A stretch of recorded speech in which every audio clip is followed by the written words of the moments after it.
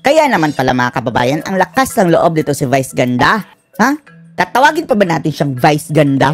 Siya lang ang nagsabi niyan mga kababayan naganda siya.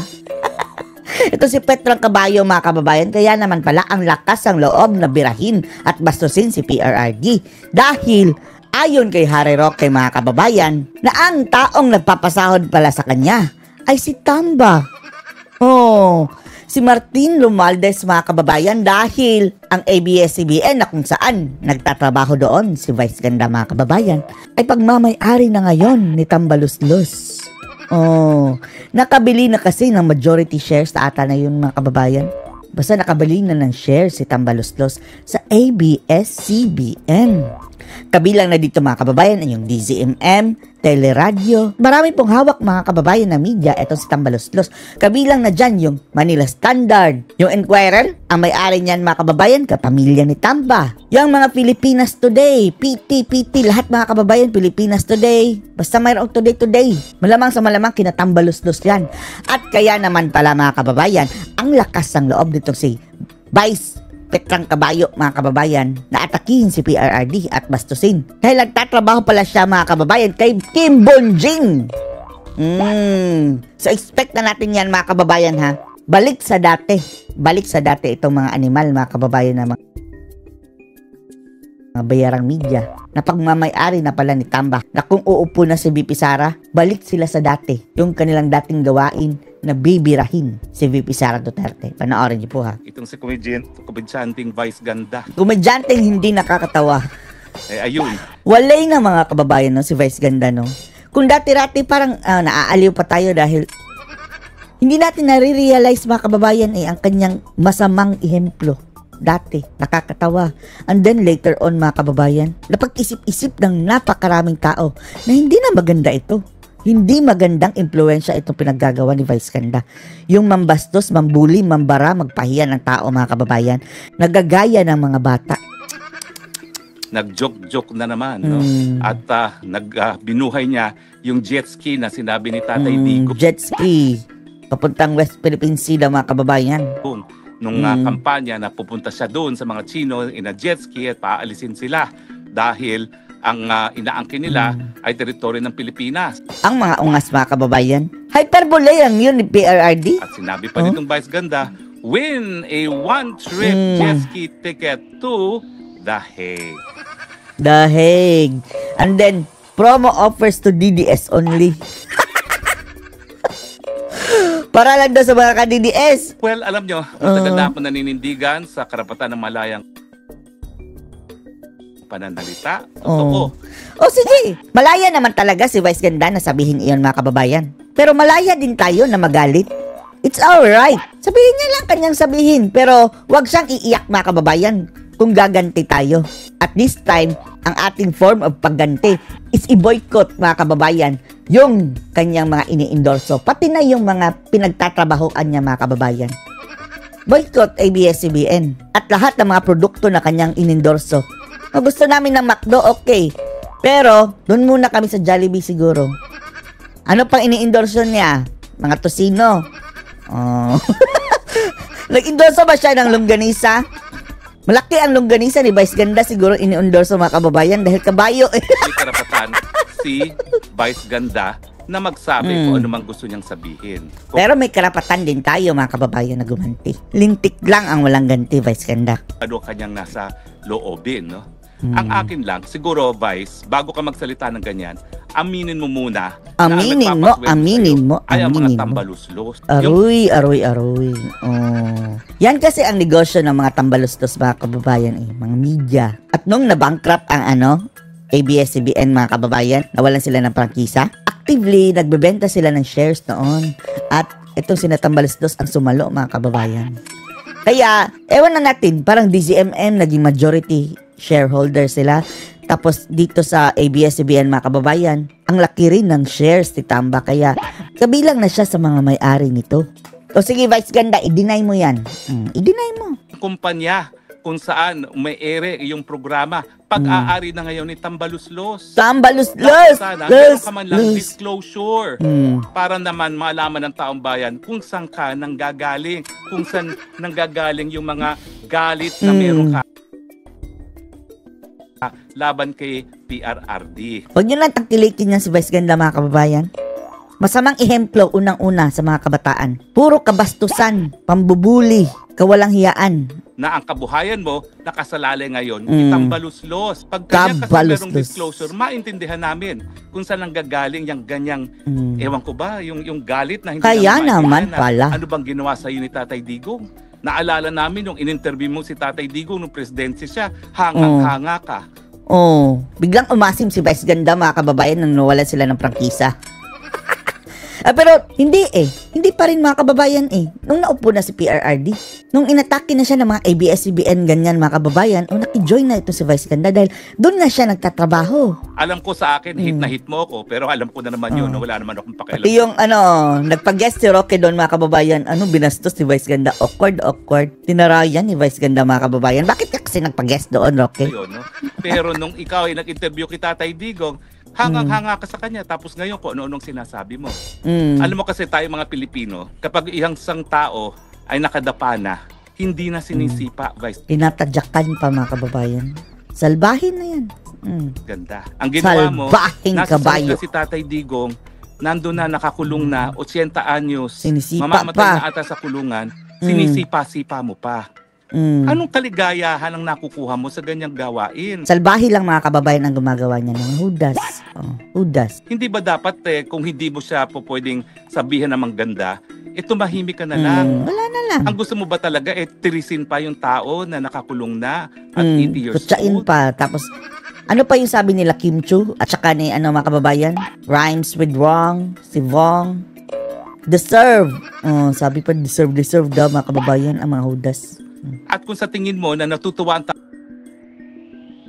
taong bayan, naku, ang Pilipino hindi ganyan. Ewan Boycott! ko kung pareho tayo ng Boycott! karanasan sa paglaki sa Pilipinas, no? Pero hindi natutuwa ang taong bayan na Asal nakadapa kabayo na yung tao. Petra. Sinisipa-sipa mo pa. Well, magdasal ka na lang na palaging nakadapa yang si Tatay Digong at ang mga supporters ni Tatay Digong. Huwag mong kakalimutan, bilog ang daigdig. At pag yan ay bumalik sa'yo, sana, maalala naman ng mga supporters ni Tatay Digong na may puso sila na kapag ikaw ay nakadarapa, hindi ka namin sisipain. Ngipin sa ngipin, mga kababayan. Kung anong ginawa niya kay Tatay Digong pambabastos, doblehin, triplehin natin. Dahil sa ngayon po, yan talagang damdamin ng mga nagmamahal kay Tatay Digong. Kinakailangan talaga, ipagdasal na lang po ang kalagayan ni Tatay Digong habang siya nakakulong. And the last thing na gusto namin nakita ay isang gaya mo na tatapakan pa at sisipain pa. Kabayo pa naman ang sumipa, mga kababayan. Pero anyway, kung kaligayahan mo yan, okay lang naman siguro. Kaligayahan din namin mag-boycott. Sige, go on, Vice Ganda. Hindi ka namin pinipigilan. Pero hindi mo rin kami mapipigilan na mag-boycott sa mga ini-endorso mo. Sige, kunin nyo pa si Vice Ganda, mga endorser, mga kumpanya. Kunin nyo si Vice Ganda, ibo-boycott namin ang lahat ng kanyang produkto. Bahala ka. Bahala tayo, kanya-kanyang kaligayahan. Pero sa amin lang, that was in utter bad taste. Bad taste in the mouth. Of course, hindi ka naman talaga icon of good taste, no? Dahil yan ang iyong brand of humor. Matagal ng masamang ilagay naman taste sa tama. But anyway, I'm sure mabubwisit lalo sa akin si Vice Ganda. Okay lang yan dahil wala namang maganda sinabi sa akin si Vice Ganda, no? Pero sa akin, ito, si Vice Ganda talaga, mga kababayan, feeling righteous. Kapag siya ang nagsasalita, dapat pakinggan siya. Hindi ba talaga babarahin? Dahil kung babarahin ka, babastusin ka niya. At ang ibabanat ni Petrang Kabayo sa iyo, mga kababayan, personal. Below the belt. Papahiya ka. Gusto niyang pagtawanan ka ng taong bayan, tapos siya, kung siya ang gaganyanin, mga kababayan, sobrang galit. Pikon. Pikon. Sinasabi ko lang sa loobin ng mga Pilipino na ang taong nakadapa na, hindi na dapat sinisipa pa. Pero hindi lang... Speaking of sipa, mga kababayan, ito ang dapat ewan na natin sipain ba ni Vice Ganda. Si Vice Ganda ang sisipa, ha? Yan ang naging deklarasyon ni Junior nitong nakalipas na linggo na hindi raw tayo pwedeng maging neutral. Abay, sinabi na niya uli, wala daw siyang kinalaman sa impeachment. At ang sabi... Anong pautot na naman to ni BBM, mga kababayan, na ang sabi niya? Other topic na to, ha? Sa sipaan, mga kababayan. Ito ang dapat sipain ni Vice Ganda sa mukha, sa pagigipit na kabayo niya, mga kababayan. Si BBM, wala daw siya kinalaman sa impeachment ni Sara. Hello! niya, yung desisyon ng Korte Suprema. Hindi naman daw inabsulto si Inday Sara sa kahit anong maling pero ang Supreme Court, mga kababayan, mayroong ruling na gustong pagbayarin ng tax itong mga Marcos dahil sa kanilang nakamkam na yaman. State tax, mga kababayan, na billions and billions of pesos. Gawain. Well, magbayad kayo, Junior. Tingin mo ba kami mga tanga na maniniwala na walang kinalaman doon sa impeachment? Unang-unang nanguna sa pagpirma ng impeachment na labang kay VP Sara, sarili mong anak. Chariz. So parang Jake Cyrus. Yung aming intelihensya, ha? Alam namin na ikaw talagang nasa likod niyang impeachment Bangag! na yan. Dahil Kung kung mag-isip. ikaw, hindi unang-una yung anak mong pipirma, no? At saka siyempre, yung tapang ng loob ng pinsan buo mo na si Tambaluslos na pagkakalsiya, Inday Sara Duterte. Jambaluslos. Tumututol, hindi naman niya magpupumilit. Nagpupumilit yan dahil alam nila na gusto mo talagang matanggal din ang Inday Sara Duterte dahil gusto mo nga na maibalik na naman ang Marcos forever. Tigil na yung pagsisinungaling dahil namihasa na kasi, mga kababayan, dahil laki sa layaw, Jeff Rox. Buong buhay niya, mga kababayan, lumaki sa sarap na presidente ang kanyang tatay. Gusto kong mabalik ulit iyon. Pagsisilbihan na naman kami na parang hari. Perpetuation in power, mga kababayan. Kaya nga gusto nila ng charter change. Dahil gusto nila, wala nang limit, mga kababayan. And then, si Tambaluslos ang Prime Minister. Siya, presidente. Ceremonial na lang, mga kababayan. Buhay hari, walang trabaho. Yan ang gusto niya. nakakabusit na yan. Nakaka-insulto na. Kung akala mo ay maniniwala kami sa mga kasinungalingan mo, no? Kung hindi dahil sa'yo, yung halos 80% ng mga kongresista, hindi yan lalagda na hindi man lang nila naintindihan kung ano yung linalagdaan nila na articles of impeachment. Wala nga diskusyon kung ano yung mga... No questions, mga kababayan, kahit i-deny pa ni Bangag. Ginawa na nga niya kay PRRD, di ba? Pinatapon sa dahig, pinakidnap. Tapos pag-deny pa na walang hands dito sa impeachment ni Sara, Bangag! Shut up! Lukohin mo yung ano mo, sarili mo. Basihan sa impeachment Inday Sara, basta alam nila, pag lumagda, good shot sila sa'yo. At kapag good shot sila sa'yo, magkakaroon sila ng sangkatutak na ayuda at mga proyekto kung saan pagkakakitaan na naman nila sa pamamagitan ng tongpats. Tongpats na naman! Kurakutan, mga kababayan, bumalik na talaga. Diba third na tayo sa ASEAN? Grabe, under Marcos administration. Flagship corruption. Kasinungalingan mo, no? Magpa-hair follicle test ka na lang kaysa ikay nagsisinungaling na ganyan dahil wala nang naniniwala sa'yo. Lalo mo sabihin wala kang kinalaman, lalong nagkakaroon lang ng kumpirmasyon na ikaw talaga ang nasa likod sa paninira kay Inday Sara Duterte sa iyong wala nang iba na maibalik ang grupo yan sila, mga kababayan sama-samang babangag muli. Good old times sa Marcos forever ang mga Marcoses na naman dito sa ating bayan. Pero napapansin mo ba, ha? Mukhang umaalma na ang publiko, ha? Napansin mo ba ang mga mahistrado ng Korte Suprema nagkaroon ng bagong tapang para ibasura yung impeachment na yan? Pati mga senador, mga kababayan. Pero wag na tayong aasa, mga kababayan, na maano yan, ma-remove yan o bababa sa pwesto o mag-resign. Malapit naman ang 2028 Wala tayong magagawa kundi mag-antay.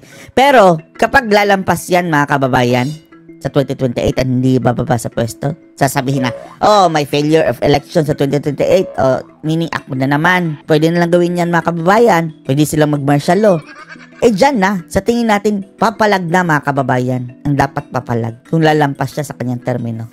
Alam nila kasi na kinakailangan manindigan para sa saligang batas. At kung napapansin mo, yung kanilang paninindigan sa saligang batas, taliwas sa iyong kagustuhan. Ibig sabihin, tingin nila, bilang na talaga ang iyong mga araw at hindi ka na dapat katakutan. Kasi talaga namang wala ka ng control sa gobyerno Sa totoo lang, di na namin alam kung sino talaga nagpapatakbo ng gobyerno. Sigurado kami, hindi ikaw. Hindi lang namin alam kung sino talaga. Tatlo sila daw Puro mga parang may mga animal spirit, mga kababayan daw. Ang iyong asawa, si Lita Tanas na tinatawag. Lita Tanas? O di naman kaya si Tambaluslos. At siyempre, si Lolong. Diyan mukhang nagbabanggaan na yung dalawang nagpapatakbo sa gobyerno. Naaway pa mga... malalaman natin kung ano ang magiging mga amphibian resulta sa iyong gobyerno na ikaw ay patingin-tingin lamang at hinahayaan ang lahat ng taong mamuno maski wala silang mga mandato. Oh. Nasaan na pala yung pinagsasabi ni BBM sa SONA, yung mga gagawin niya. Nag-SONA, mga kababayan, parang nagplano pa. Ngayon ka pa mapaplano, wala kang napakitang resulta? So again ang aking paalala sa iyo, wag mong isipin na naniniwala pa ang taong bayan sa iyong kasinungalingan. Matagal na kaming namulat sa pambubudol niya. Ikaw at ikaw pa rin ang nasa likod ng pagtatangka na pagtanggal kay Inday Sara Duterte. Ano masasabi niyo dito, mga kababayan? Post your comments below.